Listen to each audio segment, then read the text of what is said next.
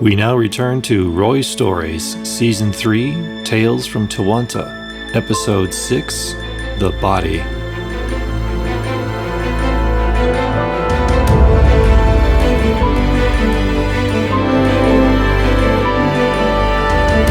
LCU Split Infinitive, docked at Wilson Port, Tewanta, 3305, July 17th, 08:19 hours, Galactic Standard Time.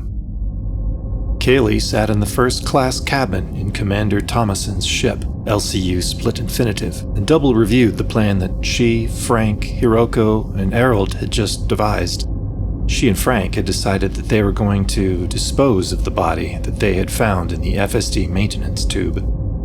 They hadn't been into the tube yet, but the system's sensors indicated that the tube was contaminated with polonium-210 microparticles, and that the intruder had disabled the alarm subsystems before closing the door behind them. Looking at the system log messages, the intruder was up to no good. They were in the process of reconfiguring the FSD. She doubted that the intruder had Commander Tomasson's best interests at heart. They were possibly an agent of the Order, so it was best that the Order didn't know what happened to them. The Order might take it badly and blame the people nearest, that is, the outfitting deck crew. Kayleigh had roped in Hiroko and Harold to help. She suspected they might have a bit more experience with situations like this than anyone else in the deck crew. They certainly had plenty of good ideas. Along with Frank, the three of them identified 3 tasks. 1. Get the body out of the maintenance tube and decontaminate the area without poisoning anyone else. 2. Disguise or destroy the body so that a casual scan wouldn't detect it. And 3. Get all the waste and the body off the station. The second task was the first one that they had figured out a solution for, scarily enough. Harold and Hiroko both had extensive knowledge of life support systems and closed ecologies. They had suggested alkaline hydrolysis as a method of destroying the body enough to avoid a scan. They were going to immerse the body in a bath consisting of a mixture of potassium hydroxide and sodium hydroxide. They had some of these chemicals available as industrial cleaners, but Harold suggested that the CO2 scrubbers from an ancient unused life support system could be used to augment the supply. They had pulled that life support module out of an old battered Lakon Type 6, and it was 600 years old at least.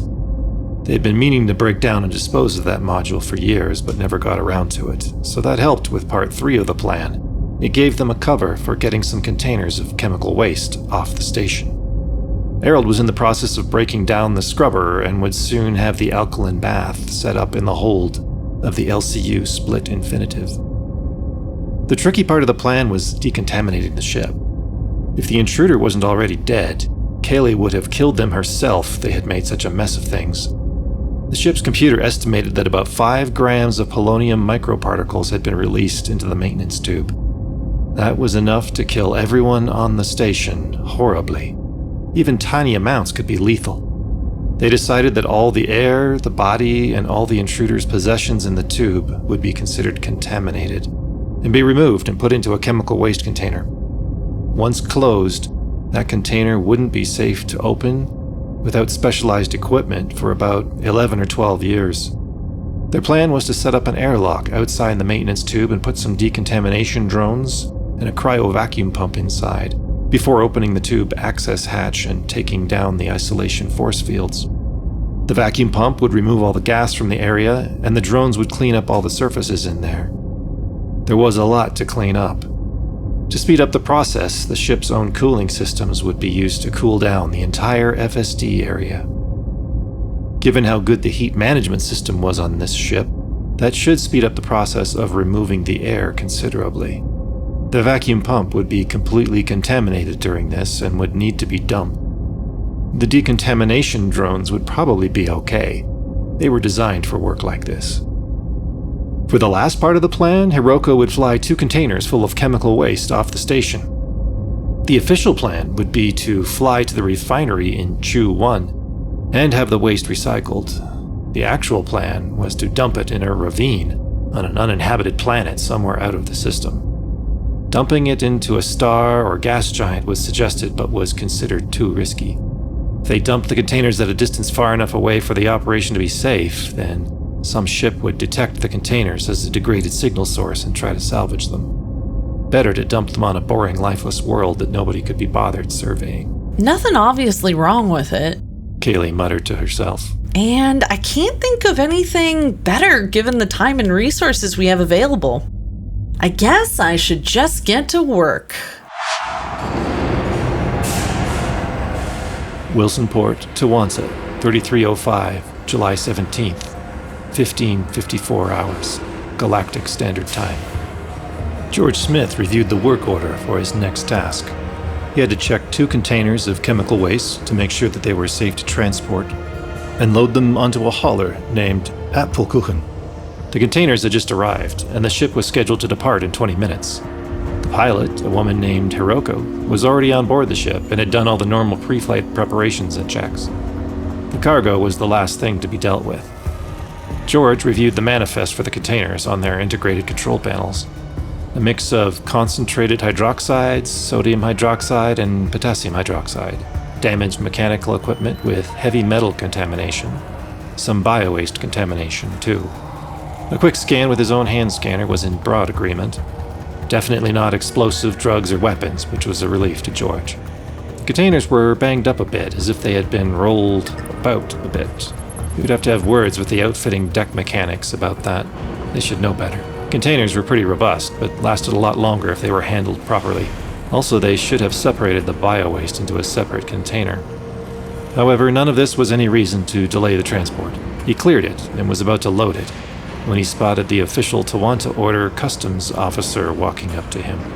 He was the new guy, and an officious idiot, if George's co-workers were to be believed. Great, just what he needed. This is a random inspection. I need you to open these containers right now.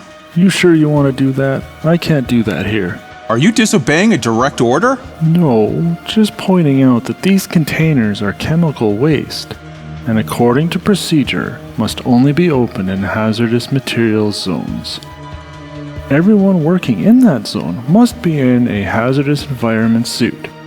Give me 20 minutes, I can be suited up. Are you qualified to use an HE suit? No! Then someone else will have to inspect it after I have opened it. And this pad will be tied up for the duration. During a war, when fighters need to take off and land. So are you absolutely sure these ones need to be opened? Or would the next shipment take that box? Get these containers loaded and this pad cleared immediately or I'll report you, said the official before storming off. George got the containers loaded in less than 5 minutes and signaled the pilot of the Apfelkuchen. Everything is loaded up and ready to go. Fly safe. Roger that, and thanks. Owe you one for the quick turnaround. Bring some pastries back. That stuff tastes so good. Potential ally at the docks. That might be worth following up. Hiroko thought. Will do. Apfelkuchen out. Apfelkuchen docked at Wilsonport, Tewanta, 3305, July 17th, 16:14 hours, Galactic Standard Time. Hiroko took the ship out of the port under manual control. That allowed her to take a path as far from the system's security fighter patrol as possible. It also allowed her to speed a bit once she was sure her path ahead was clear. Both measures reduced the chance of a manifest scan before she managed to jump out of the system. She boosted, and was soon free of the mass lock effect from the station. She spooled up the FSD, no scans, so far so good. The ship hurled itself into witch space. Her first jump brought her to the Chu-1 system, matching her filed flight plan. From here on, she would try and disappear. She stayed close to the star's exclusion zone and launched a heatsink. She plotted her new route, and when the FSD was back online, activated it as well as using another heatsink. The second stage had completed successfully. Her second jump brought her to LTT 14823 system. It was uninhabited, with just 4 stars and no other major bodies there. Not even an asteroid belt of any note. No ships in the system, so she took a little more time and less risks with her next jump. The third jump brought her to LTT 14976, a low-security system with numerous uninhabited but landable planets and moons. She had identified LTT 14976-5A as the perfect dumping ground. Lots of deep canyons, dark, cold, inhospitable. Nothing particularly interesting about it other than some water geysers. The system itself had enough pirates to deter most normal explorers and surveyors. It's likely that the containers would never be found.